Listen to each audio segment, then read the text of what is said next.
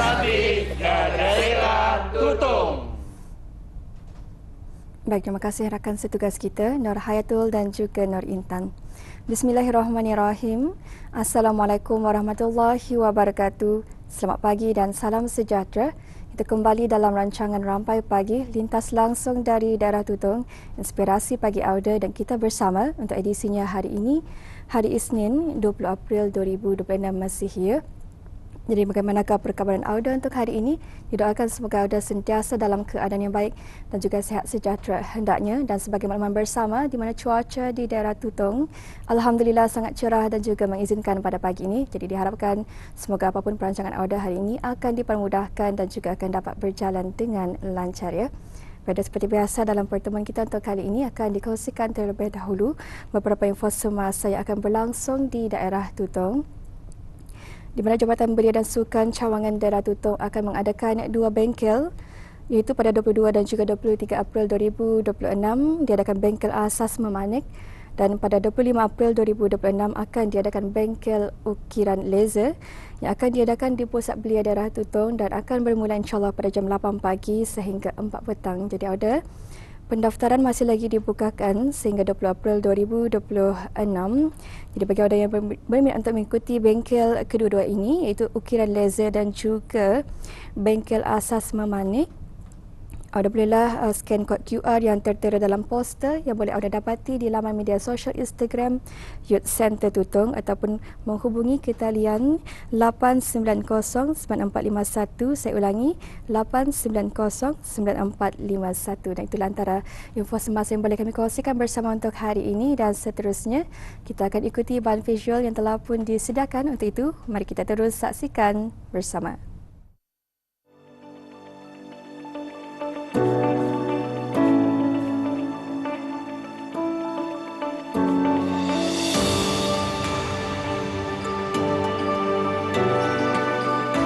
Bismillahirrahmanirrahim. Assalamualaikum warahmatullahi wabarakatuh. Ada penonton, aktiviti fizikal merupakan aktiviti yang perlu dilakukan oleh setiap orang kerana aktiviti fizikal ialah aktiviti yang boleh memberikan kesejahteraan dan juga kesihatan kepada diri kita ni. Antara aktiviti yang memang bolehlah direkomendasi, mudah dilakukan, mudah dilaksanakan tanpa peralatan khas, antaranya ialah aktiviti brisk walk, iaitu aktiviti berjalan santai tetapi tidak terlalu perlahan ataupun tidak terlalu pantas seperti berjoging maupun berlari.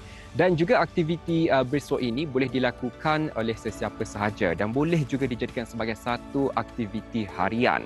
Dan juga menerusi pakej program pada kali ini akan kita melihat apakah antara kebaikan dan juga manfaat dengan melakukan aktiviti brisk walk. Dan untuk itu teruskan kesetiaan anda bersama saya.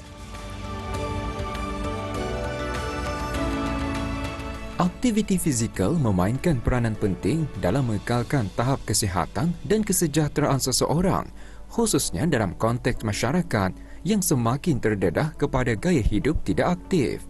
Brisk walking atau berjalan pantas muncul sebagai salah satu bentuk senaman berintensiti sederhana yang sesuai untuk pelbagai peringkat umur dan tahap kecergasan.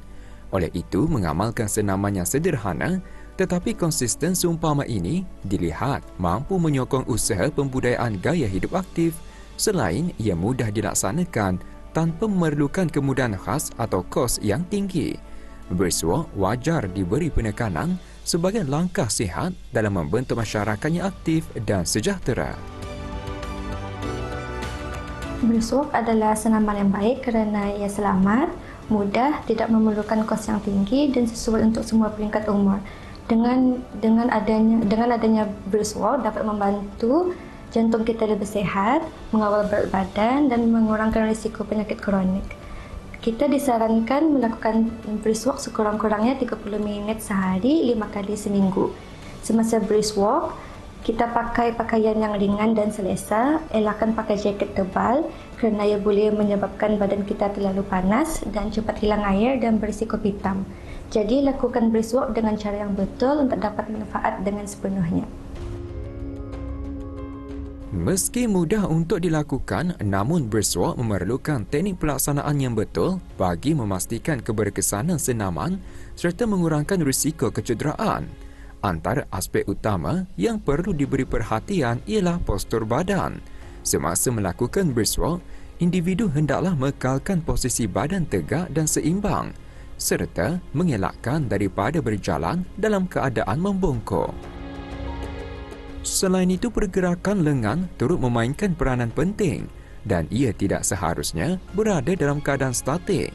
Sebaliknya, perlu diayunkan secara terkawal dan selaras dengan pergerakan kaki.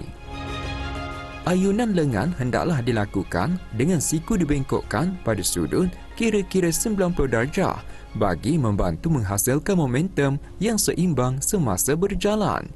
Kedudukan tangan pula tidak perlu digenggam dengan kuat. Sebaliknya, tangan hendaklah berada dalam keadaan rileks bagi mengelakkan ketegangan otot pada bahagian lengan dan bahu. Dari segi langkah kaki, individu tidak digalakkan untuk melangkah terlalu besar. Cukup sekadar langkah yang kecil, terkawal dan selesa adalah lebih sesuai bagi mengekalkan kestabilan serta memastikan pergerakan berjalan kekal konsisten sepanjang tempoh brisk walk. Bagi pendapat saya, antara langkah keselamatan yang perlu kami ambil semasa melakukan aktiviti brisk walk di tempat awam adalah dengan memakai pakaian dan kasut yang sesuai bagi mengelakkan kecederaan. Selain itu, pemilihan laluan yang selamat, terang dan kurang sesak serta pematuhan terhadap peraturan lalu lintas juga penting lebih lagi yang melakukannya di bahu-bahu jalan. Di samping itu, individu yang hendak melakukan aktiviti brisk walk ini juga disaran untuk melakukan pemanasan badan terlebih dahulu. Kemudian, mengekalkan kesedaran terhadap persekitaran sekeliling serta membawa keperluan asas seperti air minuman bagi memastikan keselamatan dan kesihatan sepanjang aktiviti dijalankan.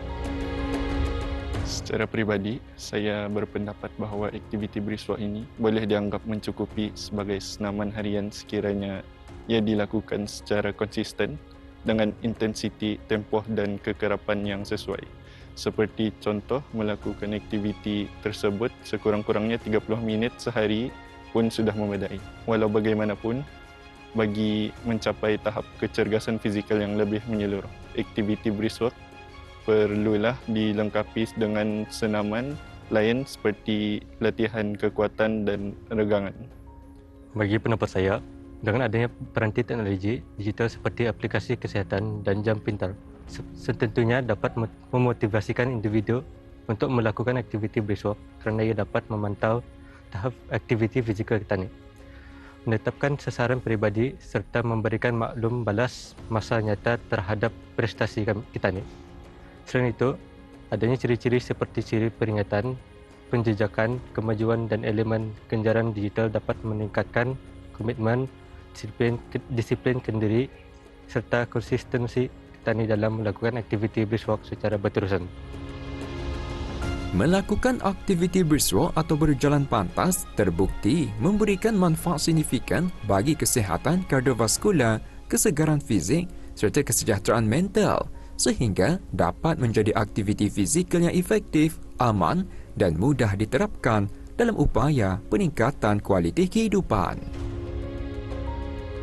Ya, penonton, alhamdulillah melakukan aktiviti brisk walk ini memang satu aktiviti yang mudah untuk dilakukan dan juga cara untuk melakukannya pun sebenarnya memanglah senang sahaja.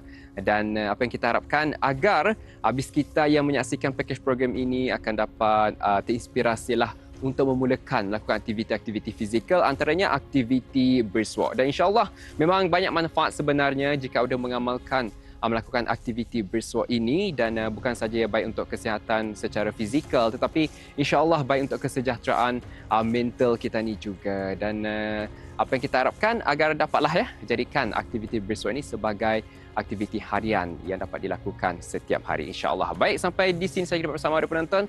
Assalamualaikum warahmatullahi wabarakatuh. Jumpa lagi.